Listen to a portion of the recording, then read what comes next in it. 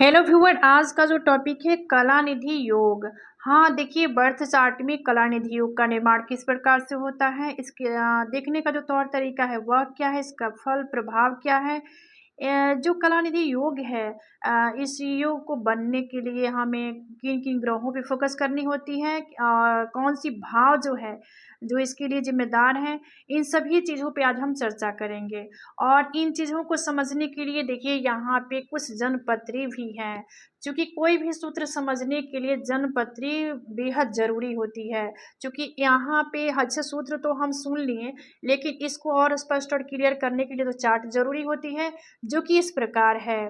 तो देखिए, कलानिधियों यानी कलाओं की ज्ञाता, और कलानिधि का पर्यायवाची शब्द जो होता है चंद्रमा, चूँकि चंद्रमा के पास भी 16 कलाएँ होती हैं।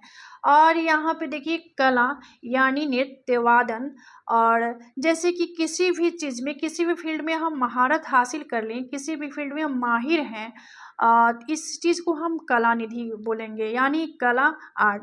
तो कलानिधि योग तो ऐसे किसी पत्रिका में बनेगा तो हम यहाँ पे कह सकते हैं कि यह एक उत्तम प्रकार के राजयोग है।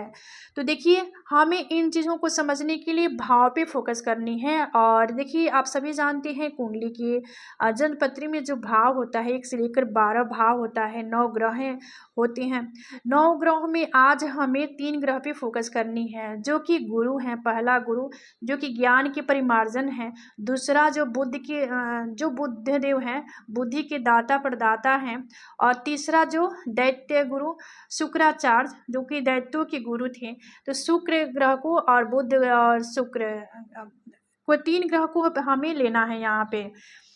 तो तीनों ग्रहों की कंडीशन हमें कुंडली में देखनी होगी, ये कहाँ पे है और किस भाव में है और किस प्रकार से हैं।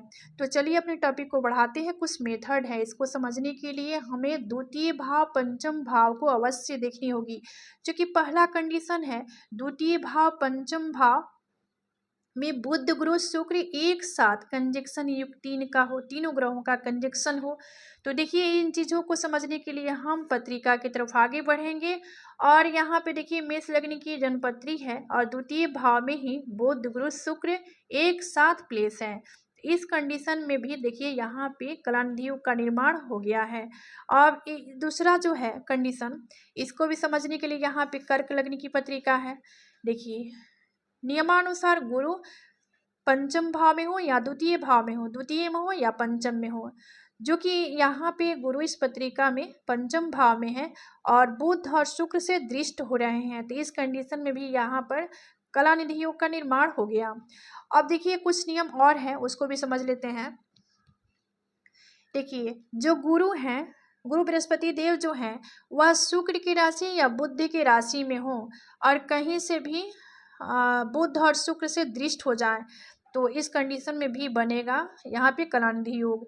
इन चीज़ों को समझने के लिए यहाँ पे देखिए 2 प्रकार का जनपत्री है, जो कि वृषभ लग्न की है और एक के मिथुन लग्न की है। पहला जो है देखिए शुक्र के राशि में हो, तो यहाँ पे वृषभ राशि शुक्र की राशि है, यहीं पे गुरु का प्लेसमेंट है लग्न में।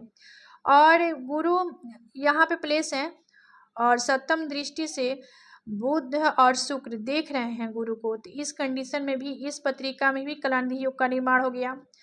अब देखिए, गुरु मिथुन राशि में है नियमानुसार, या इस पत्रिका में गुरु मिथुन राशि में है, बुध मिथुन राशि में है। तो मिथुन राशि के स्वामी जो है बुध हैं, जो कि स्वयं की राशि में है, और गुरु भी यह है नियमानुसार। और शुक्र देखिए सप्तम भाव में है, जो कि धनु राशि में है, अपने दृष्टि से देख रहे हैं दोनों ग्रह को। तो इस कंडीशन में भी, इस पत्रिका में भी कलानिधि योग का निर्माण हो रहा है। अब देखिए, इसके फल और प्रभाव के बारे में जानेंगे। देखिए, जिस भी जन्म पत्रिका में कलानिधि योग देखने को मिलेगा, तो हम ऐसे लोगों को कहेंगे कि ऐसे जातक, ऐसे लोग बड़े बड़े राजाओं से सम्मानित होते हैं, यानी राजनीतिज्ञ होते हैं, और सर्वगुण संपन्न भी होते हैं, स्वस्थ रहते हैं, दीर्घायु होते हैं, और शत्रु रहित भी होते हैं, घोड़े, हाथी, शंख इत्यादि से सुसज्जित, और सेना का अधिपति होते हैं। मान सम्मान पद प्रतिष्ठा ऐसे लोगों को स्वतः मिल जाती है। कैसे नहीं मिले? देखिए, तीनों ग्रह जो हैं सौम्य ग्रह हैं, और सौम्य ग्रह जब भी आपस में दृष्टि संबंध और युक्ति संबंध रखें, किसी प्रकार का जो संबंध रखेंगे तो यहाँ पे एक उत्तम प्रकार का तो राजयोग जरूर बनेगा। तो यहाँ पे तीनों ग्रह अपने आप में महारत हासिल किए हुए हैं, चूंकि तीनों ग्रह सौम्य ग्रह हैं। तो यहाँ पे तो इन्हीं का बेनिफिट 100% देखने को मिलेगा। तो देखिए, तो कलानिधि आज का जो टॉपिक था कलानिधि योग को लेकर था, जो कि बड़ी रोचक था।